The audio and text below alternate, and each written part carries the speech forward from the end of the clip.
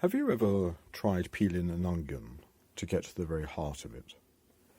If you have, then you will understand what I am referring to. Forgetting the blurry eyes and tears that goes with such a task, you will know that this formidable undertaking potentially goes on and on, layer after layer, each layer discovered and removed only for another layer to be presented. The Gospel of St. John, the fourth Gospel, reminds me of that. Layer upon layer of meaning, each bringing a fresh perspective that is just as powerful as the first few layers. And if we dig deep enough, peel back as many layers as we can, John brings to us some remarkable insights into the person, life, and mission of Jesus, as well as those around him. Which shouldn't really surprise us if we remember that John, so we are told, was the disciple whom Jesus loved. And he was with Jesus throughout his ministry, including the Last Supper and the crucifixion. And, of course, he was the disciple to whom Jesus, speaking from the cross, entrusted the future welfare of his mother Mary. John was probably an eyewitness to much about what he writes, and thus his gospel deserves our close attention. So, with that in mind, what can we make of the story of the wedding at Cana, found in John's Gospel, chapter 2, verse 1 to 11? Well, at face value, it is simple. Jesus, Mary, and some of the disciples were invited to attend a village wedding, at which the wine ran out. However, Jesus was on hand, the hero of the hour, and changed several jars of water into a fine wine, thus sparing the host embarrassment and allowing the wedding celebrations to continue. Abracadabra, and there we are. We're not told how he managed it, but do we need to know? After all, it was a miracle. Indeed, his first miracle, and a great story, and it is tempting to accept it as that, and turn the page to move on to the next story, which is where he ends up in Jerusalem and turns over the tables of the moneylenders in the temple. All good action-packed stuff. However, let us rewind and pause in Cana for a moment. Picture in your mind the wedding scene, the Middle Eastern buildings, the Jewish style of dress, the dusty floors, the smell of the food, the sound of conversation, laughter and music, the bride and groom, the servants, the wine and water pitchers. Imagine all of that, and then freeze the frame. What else do we see? Who do we see? What is really going on here? For a start, whose wedding is it?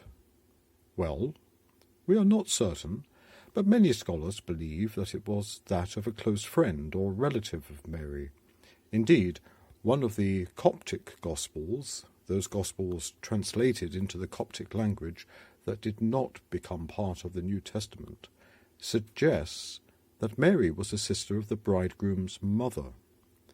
And furthermore, an early introduction to the New Testament, known as the Monarchian Prefaces, suggests that John may well have been the bridegroom, and that his mother was Salome, sister to Mary.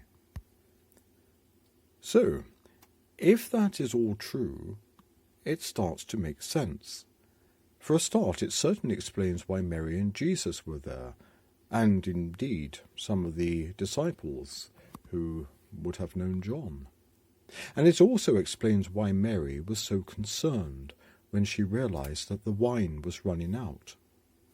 As a family member, she might even have been part of the organization of the wedding celebration, and thus felt some of the responsibility for the lack of wine. But you may well ask, where is Joseph, Mary's husband? Why doesn't Mary ask Joseph to sort things out? Why does she turn for help to Jesus, her son? After all, at this stage she does not know him as much more than her son. who, so she understands, might be destined to be a great ruler of their nation and save them all from Roman rulers, we have to remember that Jesus was not considered as divine at this stage of the game by those who knew him. And yet I digress. I asked where Joseph was.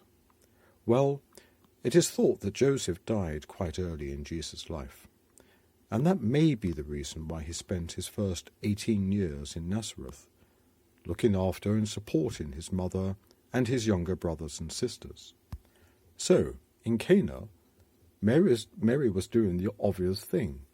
She was doing nothing more than turning to the man about the house, so to speak, turning to her eldest son for help in getting her out of a predicament, to save her and her sister's family from the embarrassment of not being able to give sufficient hospitality to the wedding guests, something so important within Jewish custom of the day.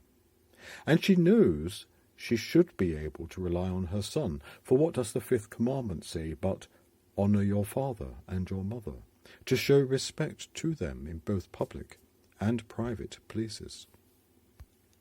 Now, move the scene along a little in your mind. Focus on Mary and Jesus at this point, and let us eavesdrop on their conversation.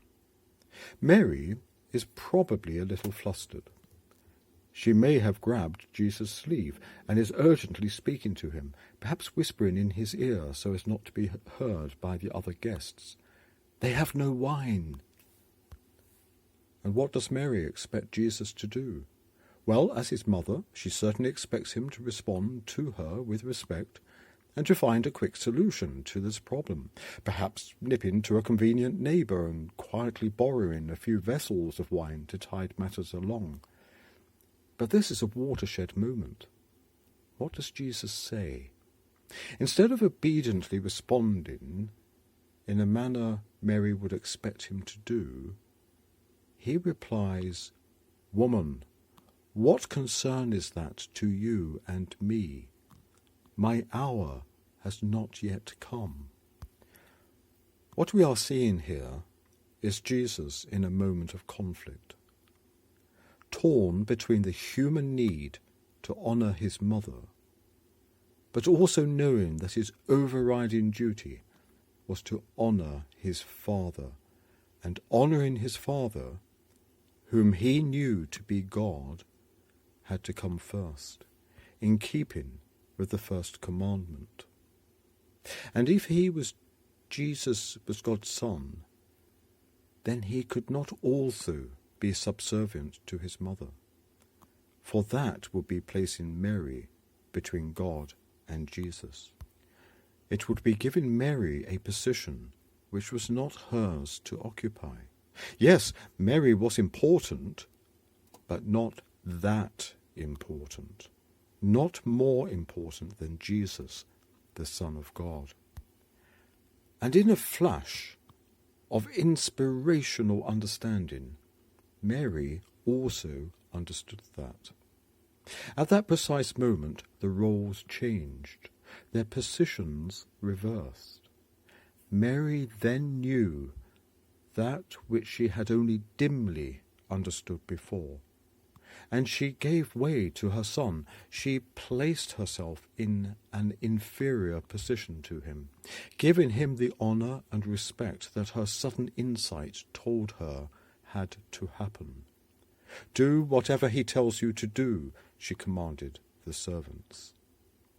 In so doing, Mary is instrumental in facilitating the moment that Jesus reveals what John calls his first sign or miracle, that which demonstrates his divinity, his glory to his disciples, who, we are told, believed in him as a result.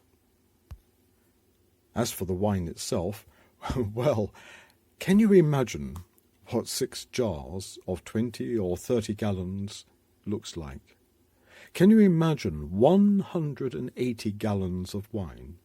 By my calculations, it is equivalent to 1,091 bottles of wine, or 91 cases of wine with 12 bottles per case. Not only that, but top-quality wine into the bargain. Some wedding gift that was. Certainly far more wine than was needed to satisfy the wedding guests. But again, let us pause and think for a moment. What is Jesus really telling us here? That he knows a slick party trick with jugs of water? I suspect not. So, in order to answer the question, let us once again take our lead from Mary. She had faith in Jesus sorting this out. Remember her words, "Do whatever he tells you to do." And he did.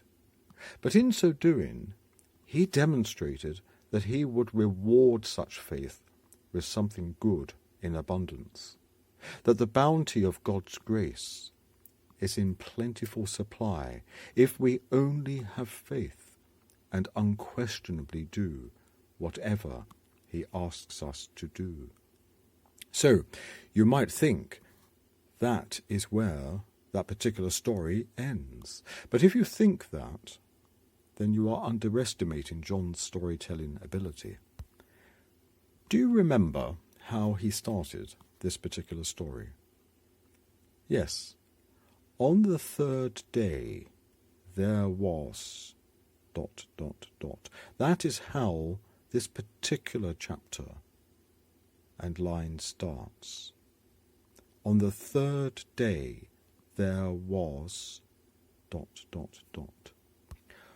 Why does he say, on the third day, when prior to this he has previously simply said, the next day, to move the story along?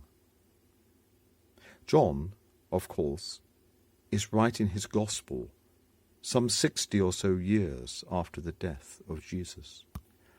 John was in his 90s when he died. He knows the end of the story. And being a good storyteller, could it be that John is deliberately linking this story of the first sign, the first miracle, with Jesus' last sign or miracle, when he rose from the dead on the third day? I would leave you to ponder that one for yourselves. But what is for certain is that in just 11 verses, this story reveals the central and ongoing importance of Mary, the divinity of Jesus, the importance and reward of doing whatever Jesus tells us to do, and the bounteous grace of God. The wedding at Cana is certainly far more than just a story about a conjuring trick with water.